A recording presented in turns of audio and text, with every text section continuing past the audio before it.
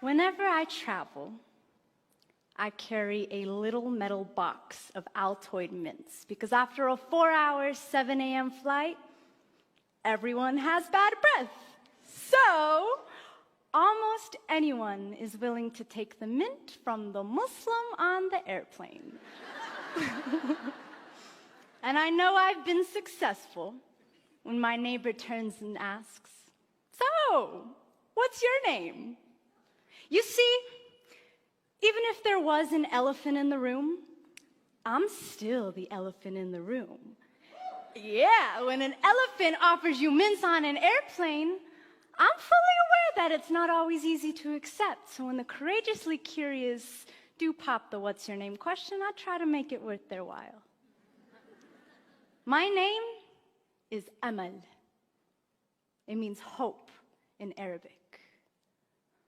Most days, my name is waitress at my family's Damascus restaurant, full-time university student and then some, pre-law, world traveler, 11 countries. My name is I've performed poetry in 8 of those countries. International spoken word poet, unapologetic Muslim woman, Syrian, American, hijabi, activist, social justice advocate. My name is writer, teacher, Colorado born, mile high baby. But at the airport, my name is random search. And on the street, it's terrorist, sand nigger, raghead, oppressed, and on the news, it's ISIS, jihadi, suspect, radical. My name is, could your Muslim neighbor be an extremist? My mama, who wears the hijab, the Islamic headdress, is often referred to as "go back to your country." But she's from Iowa. And her nickname is Lisa Pizza. And it does not take more than a couple questions to figure out that her country is the Council Bluffs cornfields. But how would someone know this without asking? They say the shortest distance between two people is a story. Well, I elaborate on that to say that the greatest distance you can travel in the shortest amount of time is by asking someone their name. The way we name ourselves is a reflection of who we are. Our declarations, family histories, the things we believe, the morals we abide by, our homes, cultures, transformations. Like a Muhammad turned Mo, or a Lisa Pizza turned Iman. And how we name others and how, if we allow others to name themselves, is a reflection of our own declarations, of our courage and our fear. The malleability of a person's story must be self-determined, coming from the lips of the storyteller, not the anchorman, not the megaphone, not even the scarf on her head or the melanin in his skin, because no one can speak the names of billions in one breath unless it's in prayer. And oftentimes when we generalize, it isn't because we're praying. And when we don't ask someone their name, we're not asking for their story. In the world of mass media and rampant misinformation, it is hard for anyone, including myself, to deconstruct all these terrifying stories that we hear. And sometimes, instead of isolating them, individualizing them, we tend to paint a group of people with a broad brush, until suddenly, everyone with a hijab on is a raghead that needs liberating. Or everyone with white skin is a racist cracker. Or everyone with black skin is a fatherless nigger. Or everybody who looks like my father is gonna blow up the airplane. Or if the killer had a light complexion, he's just a mentally fragile lone wolf. And we come to this point where we feel like we don't even need to ask people their names because we already gave it to them. In Europe right now, a monumental name change is taking place that has completely transformed a humanitarian responsibility.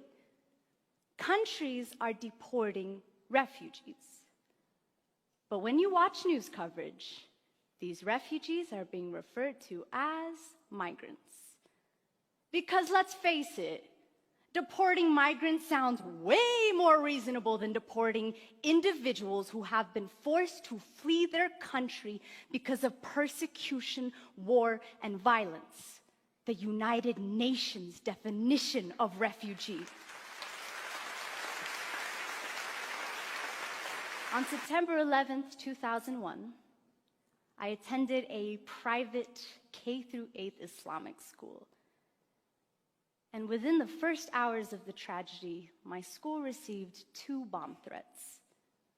The word terrorist was not on my spelling list, but all of us kids picked it up pretty soon after.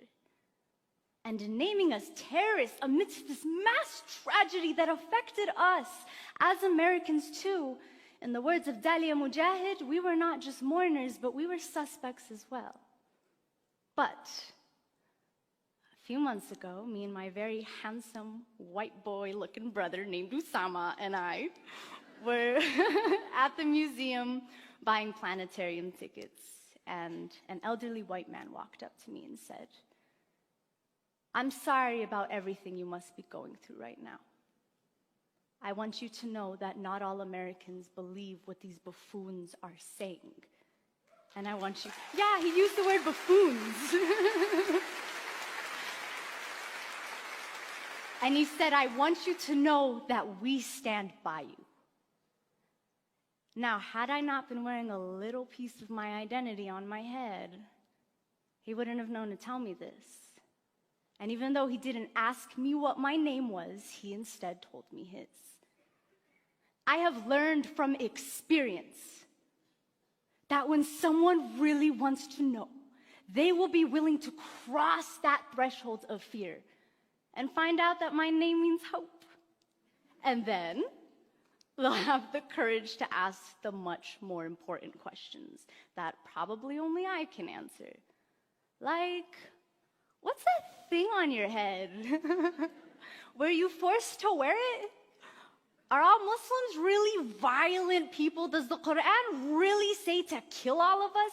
Can you please tell me what's up with ISIS?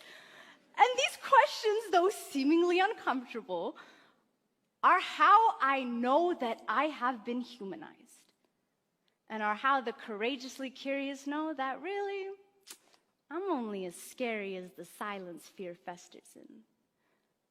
Upon meeting someone new, we ask their names.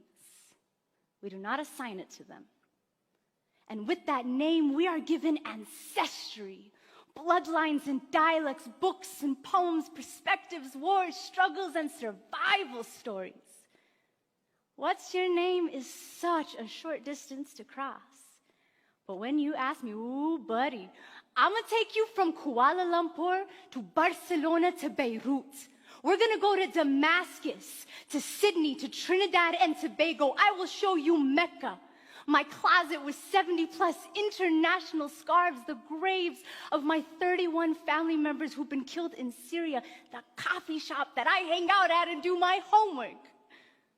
But we must have the courage to claim our curiosity, to go beyond anything we ever knew, anything we ever feared.